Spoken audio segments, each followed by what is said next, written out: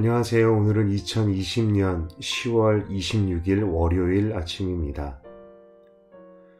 오늘은 어제 주일 설교 말씀 하늘의 시민권, 선교적 삶이라는 제목의 말씀을 다시 한번 묵상하며 나누고자 합니다. 함께 묵상할 말씀은 빌립보서 3장 17절에서 21절 말씀입니다. 형제들아, 너희는 함께 나를 본받으라. 그리고 너희가 우리를 본받은 것처럼 그와 같이 행하는 자들을 눈여겨보라. 내가 여러 번 너희에게 말하였거니와 이제도 눈물을 흘리며 말하노니 여러 사람들이 그리스도의 십자가의 원수로 행하느니라. 그들의 마침은 멸망이요 그들의 신은 배요 그 영광은 그들의 부끄러움에 있고 땅의 일을 생각하는 자라. 그러나 우리의 시민권은 하늘에 있는지라.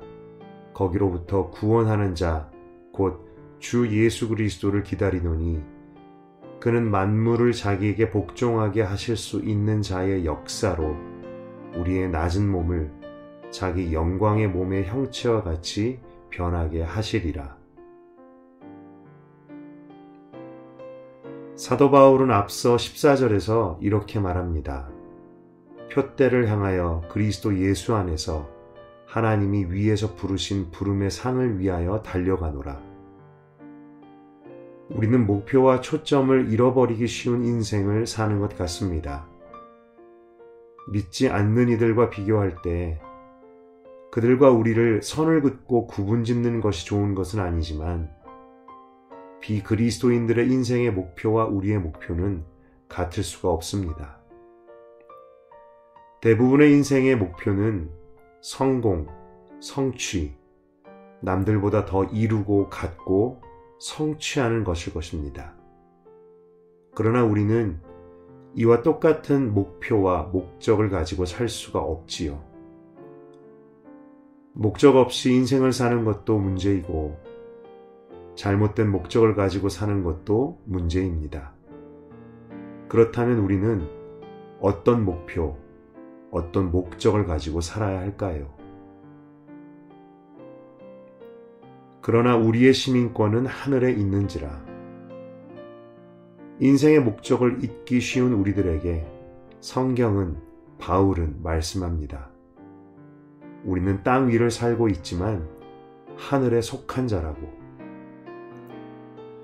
이것이 우리들에게 도전과 부담, 그리고 때로는 갈등을 줍니다. 우리의 정체성의 양면성이라고 할까요? 땅에 속한 자가 땅의 가치를 갖고 그곳을 산다면 느끼지 못할 갈등, 그리고 하늘에 속한 자가 그 하늘나라에 산다면 느끼지 않을 그 갈등. 이 정체성의 문제, 그리고 정체성으로 인한 우리 속의 갈등 때문에 주님은 우리에게 말씀을 주시는 것 같습니다. 잊어버릴만 하면 보게 하시고 깨닫게 하시고 회개케 하십니다. 우리가 말씀을 열고 읽고 들을 때에 이렇게 말할 수도 있을 것 같습니다. 하늘의 가치와 상관없이 살고 싶다면 말씀을 읽지 마십시오. 반대로 땅을 살면서도 하늘의 가치를 잃지 않고 잊지 않으려면 우리는 말씀을 열어야 합니다. 열고 보고 들어야 합니다.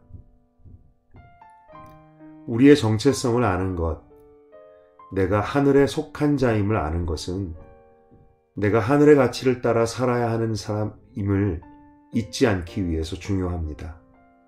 뿐만 아니라 내가 이 땅을 무엇 때문에 사는지 그 삶의 목적을 잃지 않기 위해서도 중요합니다.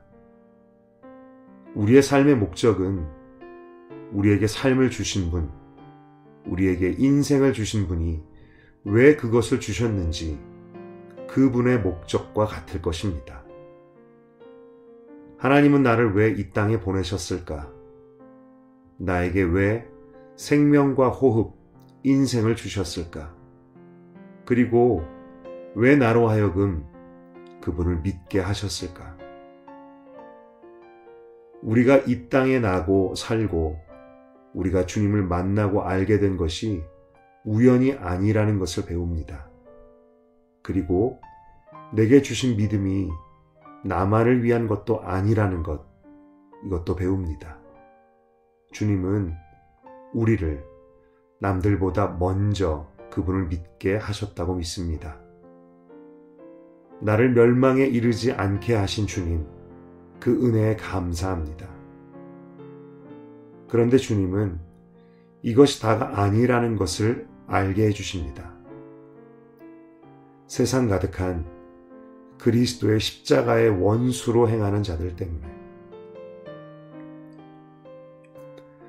여러 사람들이 그리스도의 십자가의 원수로 행하느니라 그들의 마침은 멸망이요.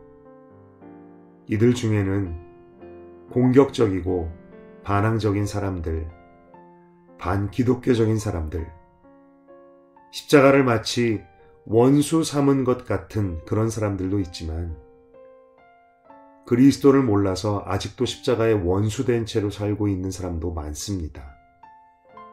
그들 중 많은 사람은 착하고 양심적이고 예수님 없이도 잘 사는 것처럼 보이기도 합니다. 그러나 예수를 모르는 그들의 인생의 결국은 그 마침은 멸망뿐이지요.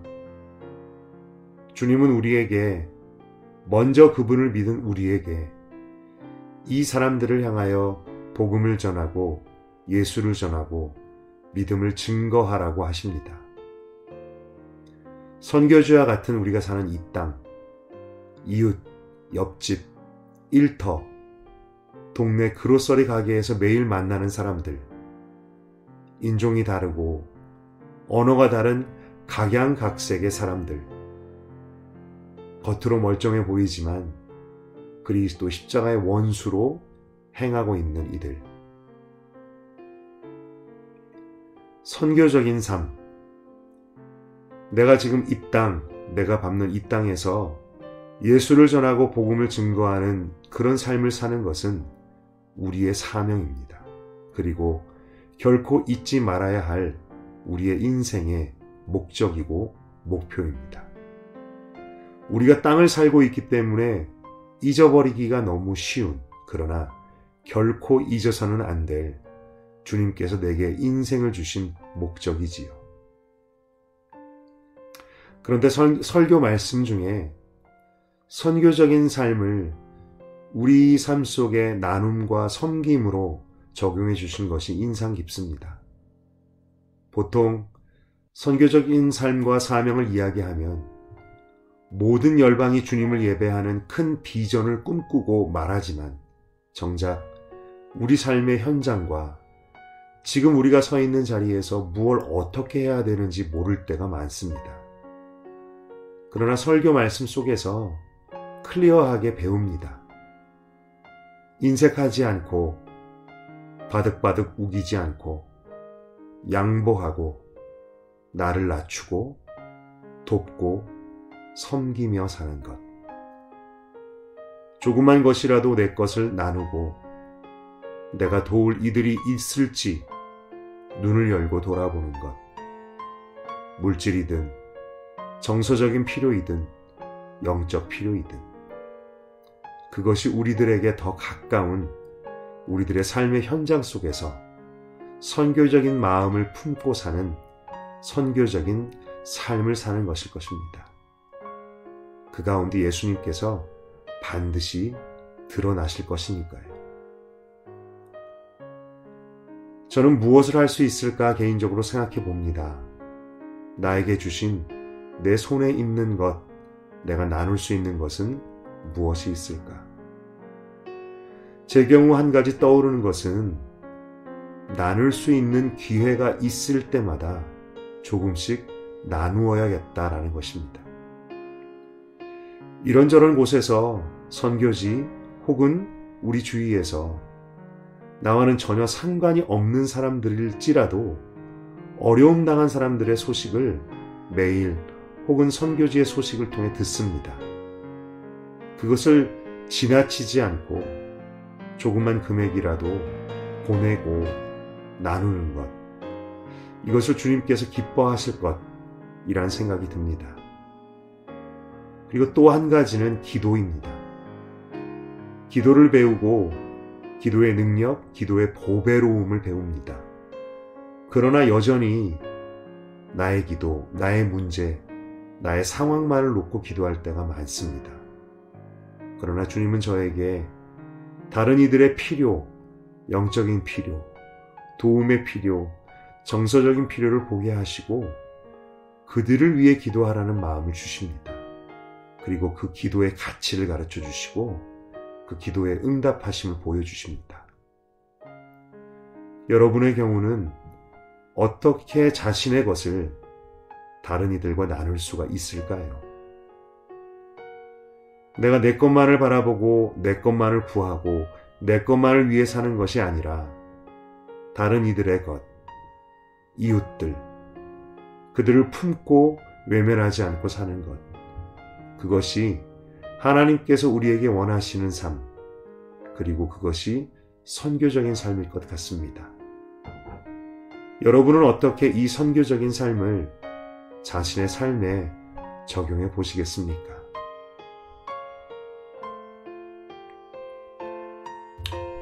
또한 말씀 중에 구레네 사람 시몬의 이야기를 들었습니다.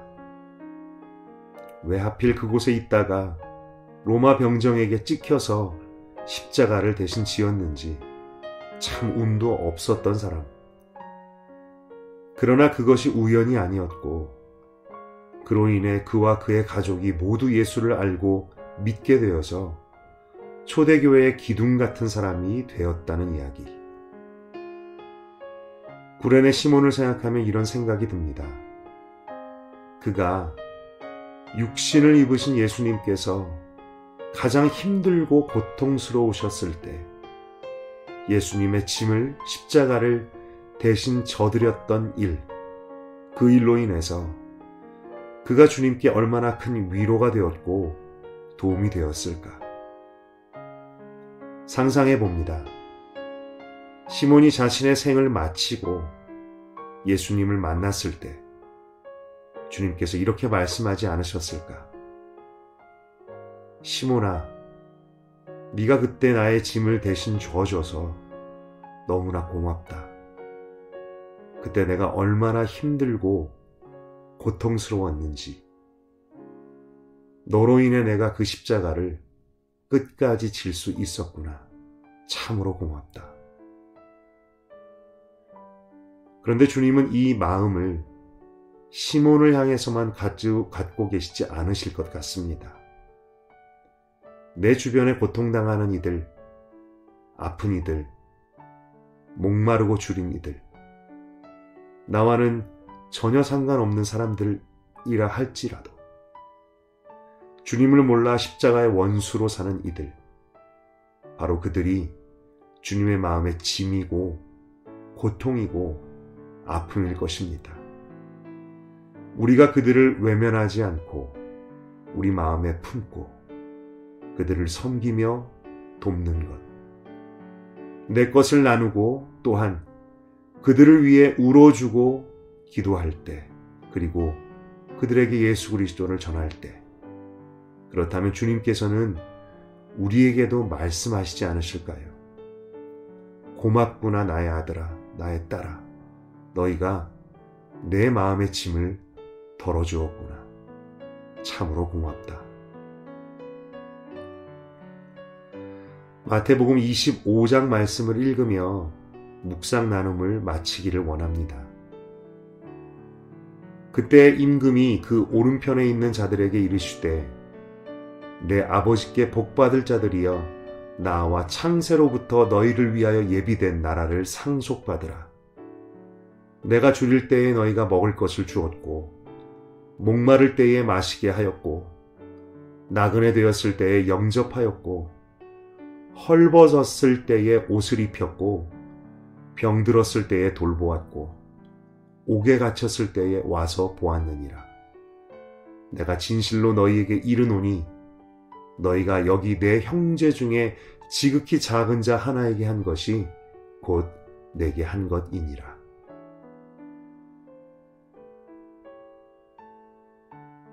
함께 생각하고 묵상해 보기 원합니다. 선교적인 삶, 우리의 사명을 어떻게 자신의 삶에 적용해 볼 수 있을까요? 우리는 어떻게 주님의 마음을 외면하지 않고 나에게 주신 하루하루를 살 수 있을까요? 내 주위에 나의 섬김, 도움, 위로와 격려, 그리고 기도가 필요한 이들은 누구일까요? 잠시 한번 묵상해 보기 원합니다.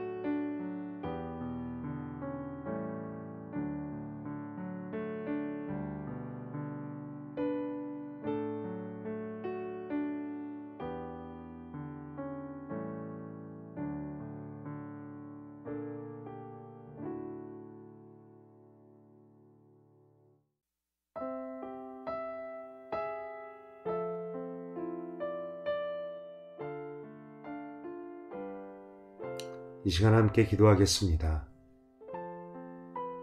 하나님 아버지, 선교적인 삶이라는 단어 우리가 자주 듣고 우리 허락하신 또 우리 교회에 또 비전으로 주신 말인데 그 말이 참 여전히 어렵고 잘 이해되지 못했었습니다.